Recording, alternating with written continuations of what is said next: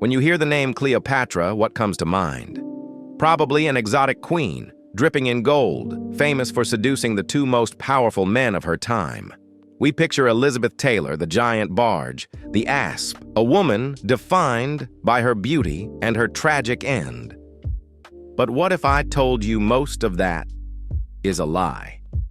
A carefully crafted piece of political propaganda that's held up for over 2,000 years. The image we have of Cleopatra as just a seductress is one of the most successful and lasting character assassinations in history. The real Cleopatra wasn't just a lover, she was a powerhouse. She was a brilliant ruler, a master of economics, and a gifted diplomat who could command a room in multiple languages. She built an intellectual and political empire that had the most powerful men in Rome running scared. Her real power wasn't her body, it was her brain. This isn't the story of a tragic queen ruled by her heart. It's the story of a political mind so sharp it terrified her enemies into destroying her reputation. Let's be real, the popular version of Cleopatra's story is juicy. It's got passion, power, and a tragic ending. What's not to love? It's a story about a foreign queen who, with little more than her feminine charm, seduces Julius Caesar, and then Mark Antony, nearly bringing the mighty Roman Republic to its knees. It's a tale told so many times it's become accepted as fact. But we have to ask the most important question: who wrote this version of history? As the saying goes, history is written by the victors. And the victor in Cleopatra's story was her greatest enemy, Octavian, the man who would become Augustus, Rome's first emperor. The story of Cleopatra the seductress wasn't history. It was a weapon. It was a brilliant smear campaign designed to do one thing: justify a Roman civil war.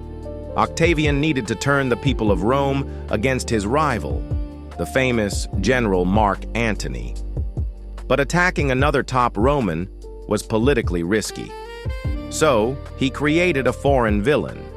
He painted Cleopatra as a decadent, corrupting sorceress who had a noble Roman under her spell and was plotting to conquer Rome itself.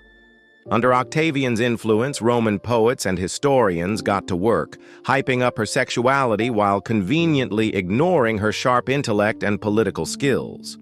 They turned a brilliant head of state into a caricature, a dangerous temptress leading a good man astray. And they were so good at it that their propaganda became her legacy. To find the real Cleopatra, we have to push past the Roman lies and get to the source of her true power: her mind. To understand Cleopatra's intellect, you have to understand where she grew up. She wasn't just born into a royal family, she was born in the intellectual capital of the ancient world, Alexandria. Founded by Alexander the Great, Alexandria was home to the legendary Great Library and the Museum, a research hub that was basically the ancient world's MIT and Harvard rolled into one. This was the global center for science, philosophy, and medicine. While most rulers of her day got a standard-issue education, Cleopatra got the best the world could offer. She was tutored by the greatest scholars of the age in rhetoric, philosophy, mathematics, and astronomy. This wasn't the education of a princess, it was the training of a CEO and a commander-in-chief. She wasn't just learning to be a queen, she was learning how to rule. Her Ptolemaic dynasty was of Greek Macedonian descent and had ruled Egypt for nearly 300 years.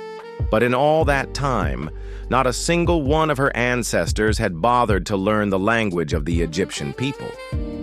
Cleopatra was different. She was the first and only Ptolemaic ruler to speak Egyptian. But she didn't stop there. The ancient historian Plutarch claims she was fluent in numerous languages, at least 7, possibly as many as 9. She could speak Greek, Egyptian, Parthian, Hebrew, Arabic, and the languages of Syrians, Medes, and Ethiopians. Think about the massive diplomatic edge this gave her. While other world leaders fumbled with interpreters, Cleopatra could negotiate directly, connecting with foreign leaders and her own diverse subjects on a personal level. Her voice was said to be like a multi-stringed instrument, able to switch between languages effortlessly. Her intellect was so respected that some ancient writers, like Galen, even attributed medical and cosmetic texts to her. While no surviving works written by her exist, the fact that her name was attached to scholarly work shows how powerful her reputation was. This was not a woman who needed others to think for her.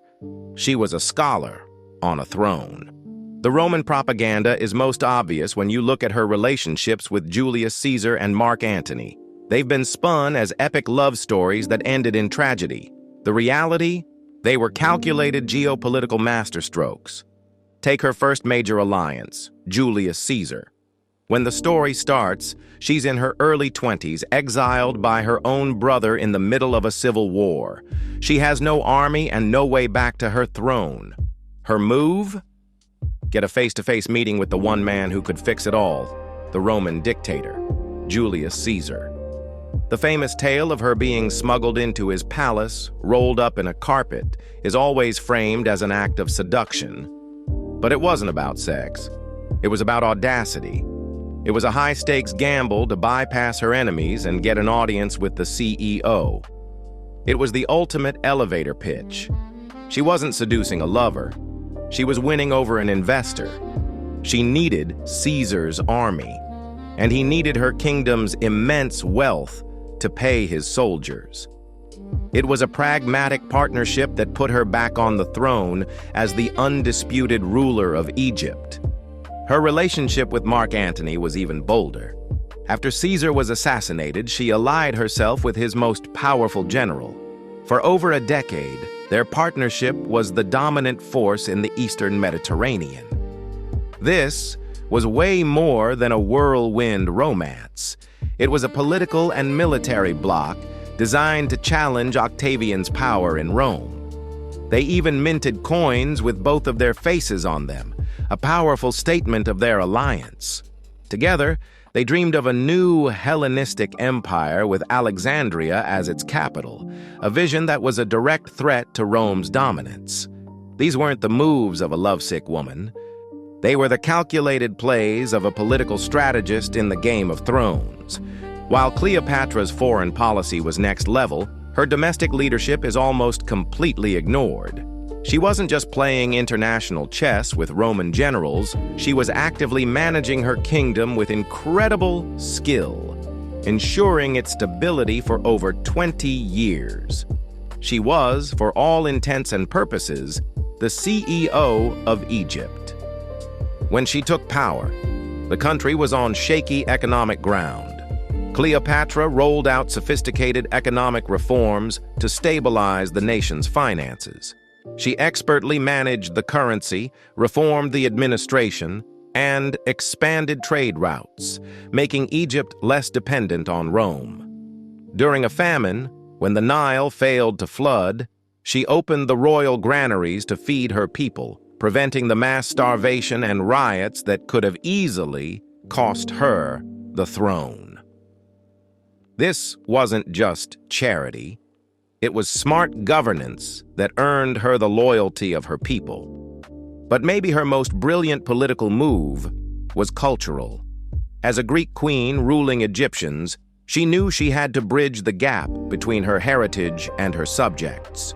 So, she presented herself as the living embodiment of the goddess Isis, one of the most important deities in the Egyptian pantheon. This was a masterful PR move. By appearing in public dressed as the goddess, she connected with the Egyptian people on a deeply spiritual level, cementing her legitimacy as a true pharaoh. By learning their language and embracing their religion, she united her kingdom in a way none of her Greek predecessors ever had.